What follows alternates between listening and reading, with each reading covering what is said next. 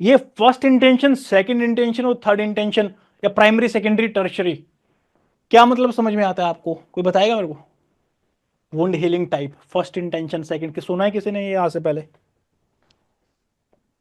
Yes बताओ, sir. गलत yes फल्त sir. जैसा भी बताना है यस बताओ। सर। हाँ जी, सुना है सर, बताइए भूल प्लीज। गया। सॉरी। सर सुना था सर क्लास में, लेकिन भूल गया। अच्छा अच्छा, कोई बात नहीं है। देखो यहां पे इंटेंशन की बात कर रहे हैं।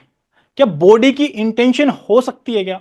यूजुअली क्या होगा, कोई सर्जन है जिसको वो वुंड लेके आया कोई पेशेंट, उसकी इंटेंशन हो सकती है कि मेरे को उसके वुंड के साथ क्या करना है, अभी क्लोज कर दूं या थोड़े टाइम ओपन रहने दूं, क्या नहीं करना है, इसमें इन्फेक्शन है पहले क्लियर करूं फिर उसको सुचर करूं।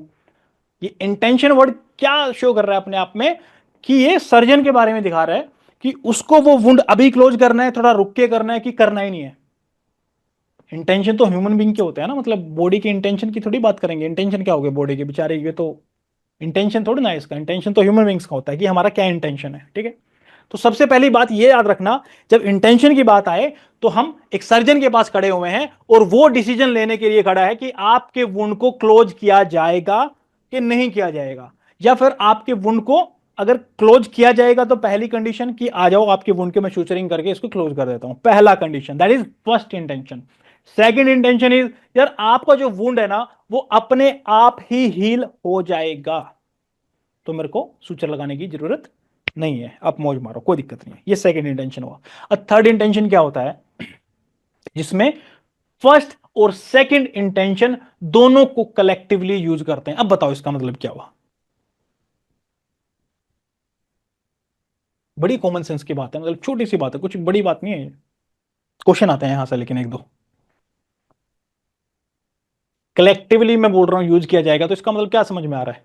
कोई ऐसा वुंड, कोई इतना सीवियर वुंड जो डॉक्टर को लगता है इसको मैं अभी क्लोज कर दूंगा ना इसमें इन्फेक्शन हो जाएगा, ये भरा हुआ है इसमें इन्फ्लेम्ड है ये, तो डॉक्टर क्या बोलेगा, इसको ओपन रखो यार, क्लोज मत करो इसको। आपने देखा भी होगा, आपको कई बार इंजरी होती होगी तो डॉक्टर बोल देते होगे इसको ओपन रखना सर, और बड़ा वुंड है, आपको लग रहा है क्या बात कर रहे हो सर, ओपन रखो इतने बड़े वुंड को, बोलते कि ओपन रखना है इसको, थोड़े टाइम बाद देखेंगे इसका क्या करना है, ठीक है। तो इसमें क्या बोलना चाह रहे हैं, थर्ड इंटेंशन के अंदर इसको कुछ टाइम तक हमें ओपन रखना होता है, उसकी वजह से क्या होगा, ग्रेनुलर टिश्यू फॉर्मेशन होना स्टार्ट हो जाएगा। अब देखो यहाँ पे ये फर्स्ट सेकंड थर्ड इंटेंशन में ये ग्रेनुलर टिश्यू फॉर्मेशन वर्ड बार बार यूज करूंगा। कौन सी सेल थी ग्रेनुलर टिश्यू फॉर्मेशन में? फाइब्रोब्लास्ट और एंडोथेलियल और एपिथेलियम। एपिथेलियल सेल्स, है ना। तो ये ग्रेनुलर टिश्यू फॉर्मेशन करवाने वाली वही थी जिसमें एंजियोजेनेसिस हो रहा था एंडोथेलियल सेल्स की वजह से, जिसमें कॉन्ट्रैक्शन और ईसीएम बन रहा था फाइब्रोब्लास्ट सेल्स की वजह से, जिसमें कॉन्ट्रैक्शन मायोफाइब्रोब्लास्ट से हुआ था, ठीक है, ईसीएम फाइब्रोब्लास्ट से हुआ था। अब देखो, फर्स्ट इंटेंशन में डॉक्टर बोलते हैं कि यार आपका जो टिश्यू है इसको मैं अभी सुचर कर देता हूं, लाइए, क्लियर किया, तुरंत सुचर कर दिया, that is first intention. Second intention है, डॉक्टर बोल रहे हैं कि बेटा आपका जो ये टिश्यू है ये अपने आप ही धीरे धीरे क्या हील हो जाएगा, आपको सुचर्स की जरूरत नहीं, आप टेंशन मत लो, ठीक है। अब तीसरा बोल रहे हैं कि आपका जो वुंड है ना सर इतना ओपन है, ये मेरे को लग रहा है इसमें इंफेक्शन मिलेगा और इसमें पस वस भी हो सकता है, इसको एक बार है ना मैं देखता हूं एक दो दिन, अगर पस हुआ तो इसका अभी मैं ट्रीटमेंट कर दूंगा, इसका टॉपिकल ट्रीटमेंट ही कर देंगे, डायरेक्ट ही लगा देंगे इसमें, और आपका ठीक है, बिल्कुल क्लियर है, कोई इंफेक्शन नहीं है, तो क्या होगा, कुछ टाइम बाद वो धीरे धीरे खुद से एडिशन बनाना स्टार्ट कर देगा, और एडिशन बनाना स्टार्ट कर देगा तो उसके बाद मैं उसको ओपन ऊपर से क्लोज कर दूंगा, बजाय कि नीचे से ही पूरा मैं सूचर मार के उसको क्लोज करता जाऊं। तो क्या उसमें जो थर्ड इंटेंशन वाला है उसमें डॉक्टर क्या बोल रहे हैं कि थोड़े टाइम तक वेट करो, रुको, थोड़ा सा ग्रेनुलर टिश्यू का फॉर्मेशन होने दो, उसके बाद मैं सूचर भी लगाऊंगा।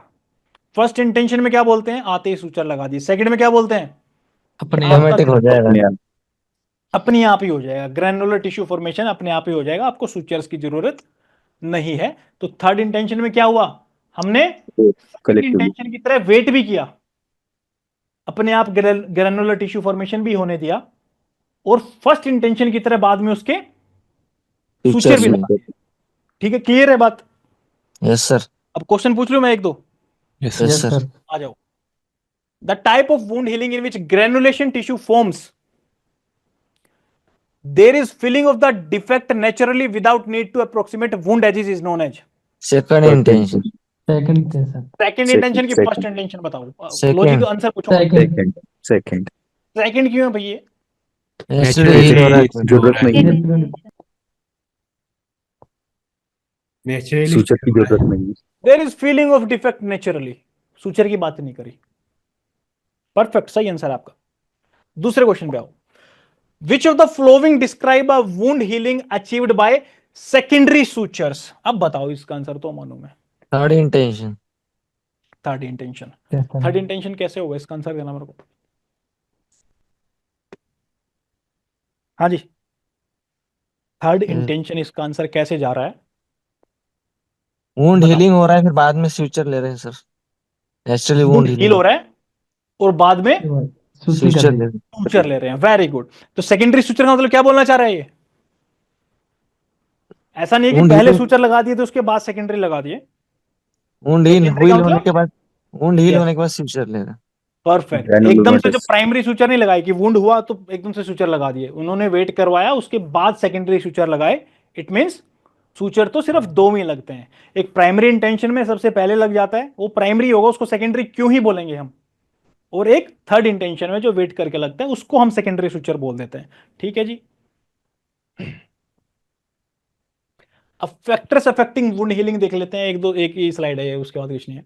कल फैक्टर करेंगे सर। अफेक्ट, सॉरी, कल कल करना है। Yes sir. अच्छा ये देखो, अभी ज्यादा पढ़ लिया सर, वो इम्पोर्टेंट टॉपिक है, कल पढ़ेंगे। देखो टाइप ऑफ फ्रैक्चर से हमें कल शुरू करना है। वैसे वहां से करेंगे तो शुरू थोड़ा अच्छा लगेगा। वैसे दो ही स्लाइड है, ये वाला स्लाइड जो है इसी में है वो, यही पढ़ लेते हैं। वो वाला अपने से आपसे देख लेना आप, ठीक है, क्योंकि इसी को बस थोड़ा थोड़ा एक्सप्लेन किया है, यहाँ पे एक्सप्लेन कर देते हैं। वुंड हीलिंग को कौन से फैक्टर जो है अफेक्ट करते हैं। अगर कोई स्मोकिंग कर रहा है तो वुंड हीलिंग उसमें काफी लेट होती है। डायबिटीज का पेशेंट है तो उसमें क्रोनिक इन्फ्लेमेशन ही लंबे टाइम तक रहती है। क्यों रहती है, यहाँ पे मैंने नोट भी दिया हुआ है, थोड़ा सा होमवर्क आपके लिए। कल क्लास में आओगे, अभी आपने बोला कि क्लास छोड़ दो, मैं छोड़ रहा हूँ, बट मैं एक्सपेक्ट करूंगा कि ये थोड़ा सा पढ़ लो आप, क्योंकि मैं पूछूंगा आता है। ठीक ठीक, मैं नहीं चाहता कि इसको रिवाइज ना करो, ऐसे पढ़ते चले हम। एज किसी की ज्यादा होगी है तो ऐसे ही हीलिंग कम हो जाती है उसके अंदर। हाइपोक्सिया, ऑक्सीजन की कमी रहती है तो प्रॉब्लम है। न्यूट्रिशन अगर प्रॉपर नहीं ले रहा है तो प्रॉब्लम है। बहुत ही ज्यादा स्ट्रेस में रहता है इंसान तो भी वुंड हीलिंग अच्छे से नहीं हो पाएगी। तो ये सारे फैक्टर हैं जो वुंड हीलिंग में आपको नहीं करने देते हैं प्रॉपरली।